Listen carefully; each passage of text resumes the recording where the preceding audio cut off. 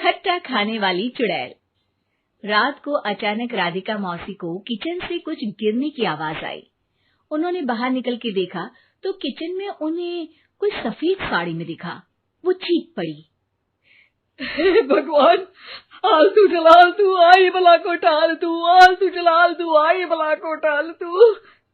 राधिका मौसी को चीखते सुनकर श्रवण बाहर आता है भागते हुए। अरे माँ, क्या हुआ? क्या देख लिया? दादी माँ आ गई क्या सपने में? अरे बेटा, रसोड़े में देख तो कौन है? श्रवण रसोड़े में झांक कर देखता है और उसे कोई नहीं दिखता अंदर। अब रसोड़े में तो कोई नहीं है माँ। कोई सफेद साड़ी में नहीं है क्या? नहीं माँ, कोई भी नहीं है। चिल्लम चिल्ली की आवाज सुनकर काजल भी वहां आ जाती है। अब क्या हो गया माँ जी? अरे बेटा, रसोड़े में एक चुड़ैल थी सफेद साड़ी में। अरे क्या कर रही थी वो अंदर? अरे बताया नहीं, कल आएगी ना तो पूछ लूंगी। चुड़ैल जी, आपका क्या प्लान है? माँ जी, रात बहुत हो गई है, आपने कोई बुरा सपना देखा होगा, चलिए सो जाइए। राधिका मौसी सोने तो चली जाती है, पर उनको रात भर नींद ही नहीं आती। वो कुछ भी उलझुल बातें सोचने लगती है। कहीं चुड़ैल की वजह से तो घर में टेंशन नहीं हो रहा, कहीं उसी की वजह से तो वो दादी नहीं बन पा रही। सुबह जब राधिका मौसी रसोड़े में छानबीन करती है तो पाती है कि नींबू का अचार गायब है। चुड़ैल नींबू का अचार ले गई, मुझे तो ठीक नहीं लग रहा कुछ। चुड़ैल को भी पता है कि जिंदगी का असली मजा तो खट्टे में ही है। राधिका मौसी झट से श्रवण को फोन कर देती है। बेटा, मुझे समस्या समझ में आ गई है, हमें एक तांत्रिक की जरूरत है। अरे क्या बोल रही हो माँ, तांत्रिक की क्या जरूरत है? आप पूजा पाठ तो कर ही रही हो ना। आलतू जलालतू मंत्र सारे फालतू जैसे कुछ मंत्र पढ़ो, चली जाएगी अपने आप चुड़ैल। अरे नहीं बेटा, कभी चुड़ैल को कम नहीं समझते। अरे तुझे पता भी नहीं चलेगा कि कभी वो छल करके काजल की जगह घर की बहू खुद बन जाएगी। क्या माँ, कुछ भी बोल रही हो? कहाँ काजल और कहाँ चुड़ैल? वैसे एक बात बताओ, काजल को अगर गाने के लिए बोल देना तो चुड़ैल काजल की आवाज सुनकर घर तो क्या, धरती लोग छोड़कर चली जाएगी। तुम ना पढ़े लिखे बच्चे हर चीज को मजाक समझते हो। तुम रहने दो, मैं खुद ही तांत्रिक को बुला लेती हूँ। अच्छा सुन, शाम को इमली लेके आना। क्या है कि चटनी खाए बहुत दिन हो गए है ना। नहीं माँ, इमली तांत्रिक से ही मंगवा लो ना, आटा वगैरह भी उसी से पिसवा लेना। देखो मुझे काम करना है। श्रवण रात को कई तरह की सब्जियों के साथ माँ के कहने पे चटनी के लिए इमली भी ले आया था, लेकिन राधिका मौसी के दिमाग में अलग ही फिल्म चल रही थी। उन्हें अब सिर्फ शक ही नहीं यकीन होने लगा था कि शायद चुड़ैल ने श्रवण पर अपना जाल बिछा दिया था, जिस वजह से श्रवण उनकी बात ही नहीं मान रहा था। पर कोई नहीं, आने वाली रात में राधिका मौसी खुद तैयार हो गई चुड़ैल को पकड़ने के लिए। रुद्राक्ष की माला, तुलसी का पत्ता, हनुमान चालीसा सब हाथ के पास ही था, बस चुड़ैल का इंतजार था।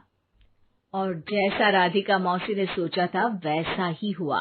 वो चुड़ैल उस रात भी आई, पर वो राधिका मौसी से तेज निकली और राधिका मौसी के उससे पकड़ने के पहले ही वो भाग खड़ी हुई। जरूर बहू पे साया है उस चुड़ैल का, तभी तो श्रवण के कमरे में गई है। और अगली सुबह राधिका मौसी पिछली रात हुए हमले में किन चीजों का नुकसान हुआ उसका हिसाब लगा रही थी। उनके खेमे से एक आम के अचार की शीशी भी गायब हो चुकी थी और वो इमली भी जो कल श्रवण लेकर आया था। राधिका मौसी इस बारे में सोच ही रही थी कि श्रवण जल्दी से रसोड़े में आकर दवाइयों की पोटली ढूंढने लगता है। अरे बेटा, क्या हो गया? अब माँ, वो काजल की तबीयत खराब है, बहुत घबराहट हो रही है उसे। हे भगवान, मैंने पहले ही कहा था कि तांत्रिक को बुला लेते हैं, पर नहीं। अब देखो, उस चुड़ैल ने काजल को अपने वश में करना शुरू भी कर दिया है।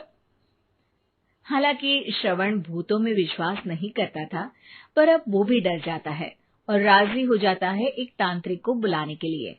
कुछ ही घंटों में तांत्रिक आ जाते हैं और राधिका मौसी तांत्रिक जी को सब बता देती है। घोर संकट, घनघोर संकट, चुड़ैल को मारू जोर चाकट, ओम भट स्वाहा खटखा के आहा। अरे ये क्या मंत्र है? मेरे खुद के ओरिजिनल मंत्र है, कल रात को ही लिखे हैं, अच्छे लगे तो दाद चाहूंगा। एक और मंत्र सुनो। अर्ज किया है आब्राकडाब्रा, दिल्ली बम्बई आगरा, चंदा मामा सोरले सुरन मामू जारा। ये मंत्र है? अरे कोई 40 वालीसा पढ़ो ना। वक्त कम है, 40 नहीं पड़ेंगे, 20-25 में काम चलाना पड़ेगा। अलग निरंजन जाके लंदन, मुफ्त का मंजान घिस मेरे नंदन। अरे जल्दी करो तांत्रिक जी, जल्दी करो। तांत्रिक अपने उल झलूल मंत्र पढ़ने लगता है। श्रवण को तांत्रिक पे शक होता है। वो अपने एक डॉक्टर दोस्त को कॉल कर देता है ताकि कोई अनहोनी हो तो इमरजेंसी में चीजें मैनेज हो जाए। तांत्रिक धुनी रमाता है, जिसकी वजह से कमरे में काफी धुआं हो जाता है और जिसकी वजह से बहू की घबराहट बढ़ जाती है। अब भागेगी चुड़ैल। हाँ। बहू खांसते हुए धुएं से बचने के लिए बाहर चली जाती है। अरे भाग रही है, भाग रही है। पीछे पीछे श्रवण भी जाता है। बहू एक सोफे पर बैठ जाती है। तभी डॉक्टर दोस्त आ जाते हैं और श्रवण को पानी लाने के लिए कहते हैं। थोड़े चेकअप के बाद डॉक्टर कहते हैं, मेरे हिसाब से जाप का काम पूरा हो गया है। क्या मतलब? अरे कुछ भी नहीं माँ, कोई चुड़ैल नहीं है, खुशखबरी है, अब दादी बनने वाली है। मगर वो सब अचार के डब्बे। श्रवण दोनों अचार के डब्बे अपनी माँ को दिखाता है, जो कि उनके बिस्तर के नीचे छुपे हुए थे। आपने सही बोला था माँ, वो चुड़ैल काजल ही थी जो खट्टा खा रही थी। हमें कल ही पता चला, पर हमने आपको ये तांत्रिक वाला काम करने दिया ताकि आपको भरोसा हो जाए कि भूत वगैरह कुछ होता ही नहीं।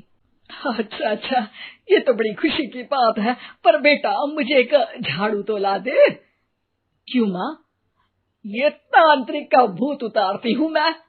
अब तांत्रिक राधा मौसी के डर से घर से भाग निकलता है और राधा मौसी उसके पीछे भागती है। अरे संकट ये घनघोर है, तांत्रिक मुआ चोर है।